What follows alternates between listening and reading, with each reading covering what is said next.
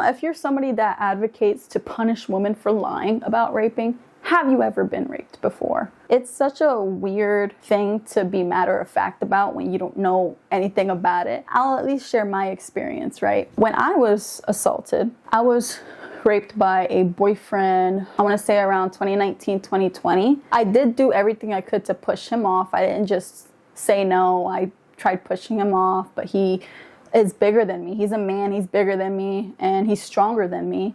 So it's like eventually you get tired if you keep struggling, and it happens. Like, it's not like I didn't take any self-defense classes to avoid this. Not a lot of women have that privilege. So I did everything in my power to stop it from happening. It's strange because I never wanted it to happen, and I felt sad when it happened. I cried after, right? But like while it was happening, like I was dry, but I also kind of just was telling myself as it was happening, like, if it's happening, I just want it to get it over with. If this disgusting and torturous act is being happened upon me, that's a word, I might as well try to enjoy it, right? And that's a fucked up thing to have to come to terms with when you are being raped. That thought came to my mind. I'm not moaning or anything. I'm just there, like, in my head, trying to disassociate, trying to, you know, figure it out. Like, I just don't know. Like, I want to get out of this spot, but I can't right now. I can't leave because I'm being pinned down. So my mind is trying to protect myself in a way. I leave. I'm very snub with him. Like, I don't know. I don't want to accept what just happened. Because he was my boyfriend, I was just like, let's just go on with things as normal, I guess. I don't know. Because the culture around it is very fragile, right?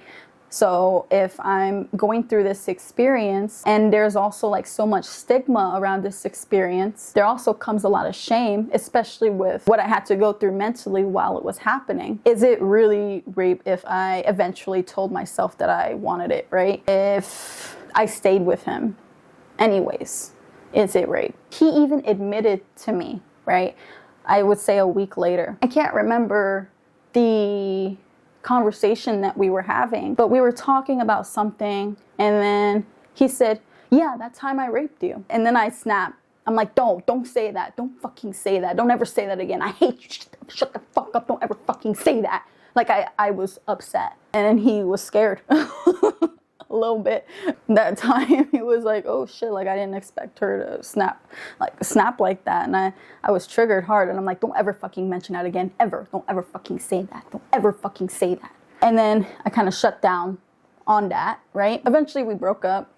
A lot of shit happened. He bullied me. He was abusive. He hit me. I went into quarantine alone, had him stay wherever he was staying. A few months passed into the summer of quarantine, and I started to wake up every day really angry for some reason.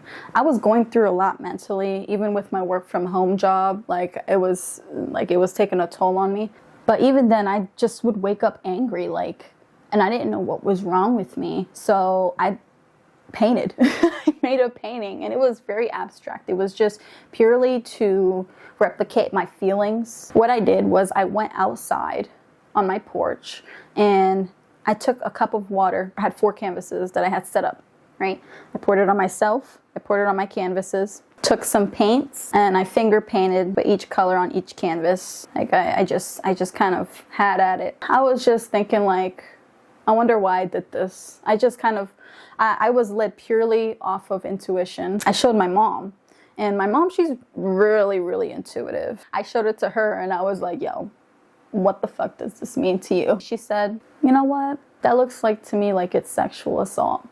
And I was like, I didn't even tell her about what had happened. Not only did that act on me happen, I shoved it down until it couldn't help itself but come back up months later, and I didn't even realize, I didn't want to realize until that moment, because it's such a shameful thing, and I didn't want to say anything because I liked his family, and he had a big family that would vouch for him, I would imagine. So it's like, now I would be the one getting ostracized for speaking my truth. I never said anything about it. I never even went to court. I didn't want to go through all that just to be told that I was lying.